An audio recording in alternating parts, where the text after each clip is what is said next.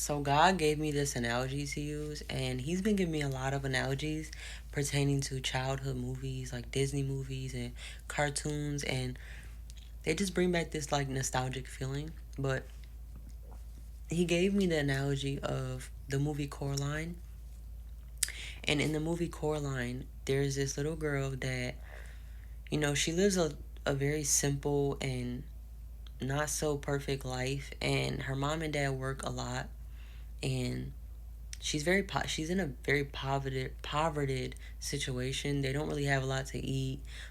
Their house is kind of just plain looking. Her mom and dad work a lot, so where they kind of abandon her. They're working so much, so we're like, just go count the windows or something, like just go do something.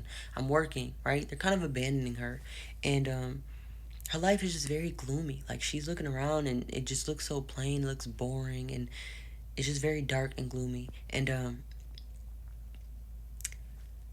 she finds this door, and in this door is like this perfect world, and this perfect world consists of perfect parents to where they make dinner every night.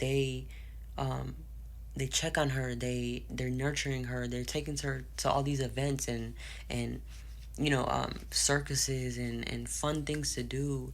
They're they had this wonderful garden. Like they had this perfect life for her, right? And God just gave me this analogy to relate to childhood trauma and how a lot of us live in this fantasy of what we think that our parents should have been. And I want to tell you the danger in that, right? The danger in that is, at first thought, it's good to feel this fantasy because it comforts you in moments of loneliness, right? And when you become obsessed with it, you start to want this fantasy over your real parents, right? And in the movie, that's what she wanted. She kept going back in this door to go back to this perfect world. And she would come back to her real world and tell her mom and dad about this fantasy. And, she would just say slick stuff like, well, the other mom and dad wouldn't do this. And, my other mom would buy this for me, And a lot of us live in this fantasy of what we thought our life should have been. And there's danger in that because when we take off these rose colored glasses and we finally look at our parents for who they actually are, we become disappointed time and time again because we're holding this fantasy of what they should be. And then when we come back to our real world, which is like the movie, when she came back to her real world, she was disappointed of how poor she was, of how much her mom couldn't afford certain things, of how much her parents worked and didn't spend time with her.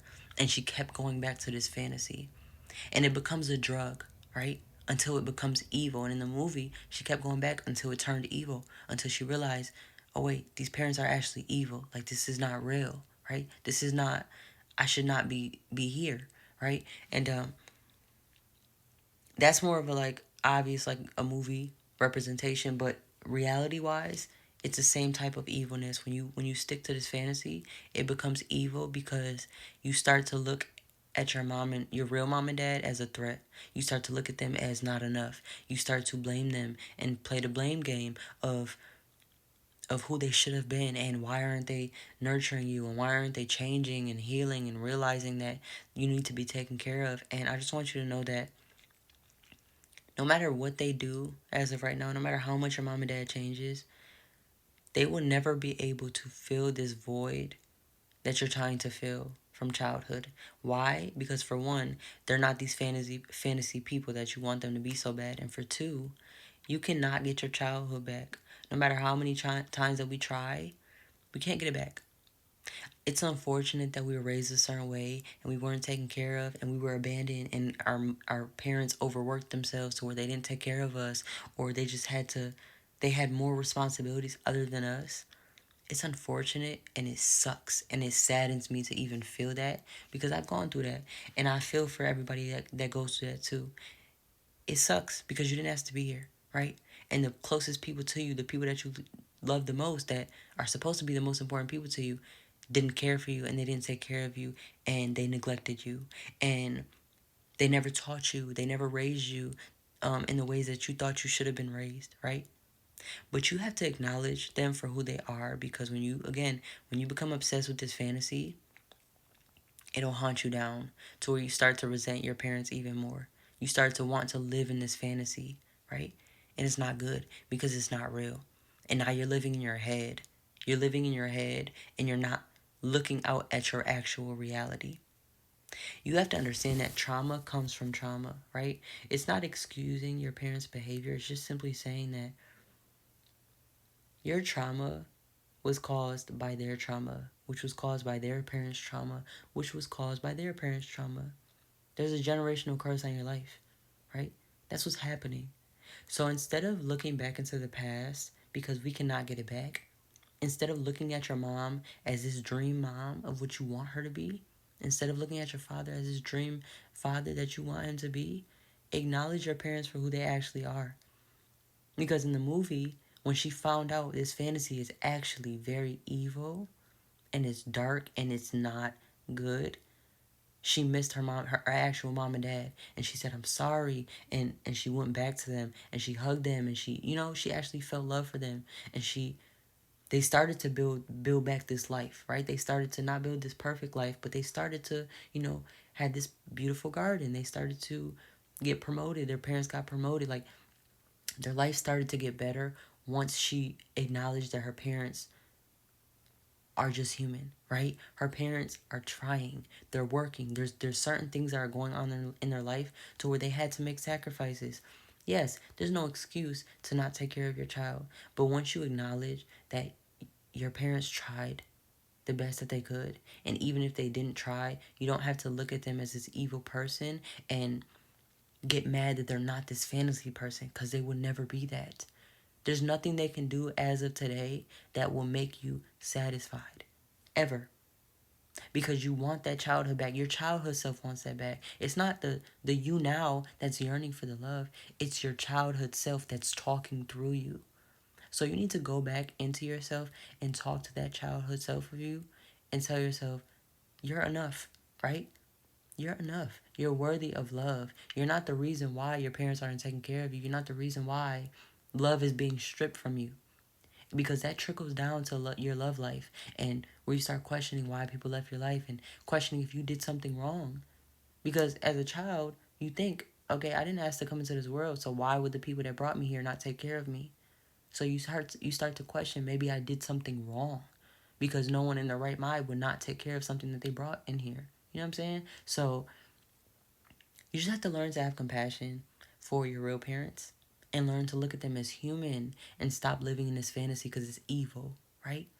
You're not supposed to live in your mind like that. You're not supposed to live in this dream world, right? Because it's not real, and you're going to be disappointed every time. Because when you say, I wish I had this mom that talked to me every day, when your mom doesn't talk to you every day, you resent her, not understanding that that's not the mom that's in your head. Love the person that you see, okay? Love the mom that's in front of you. Love the father that's in front of you for all their mistakes. Stop loving them conditionally, right? Love them unconditionally, no matter if that means that they're good people right now or bad people. Love them in the way that God wants you to love them, and move in the relationship in the direction that God wants you to move with them. Whether that means that you have to set boundaries with them and cut them out of your life, or that means you build up this better relationship with them. But don't play the blame game and continue to live in the past. It's not going to help you heal. The only way to fully heal your childhood trauma is to acknowledge it for what it is and continue to move forward into the future. Allow for your future to be bright. Allow for you to learn the lessons of your past and bring that into your child's future. Raise your children the way that you wanted to be raised, right?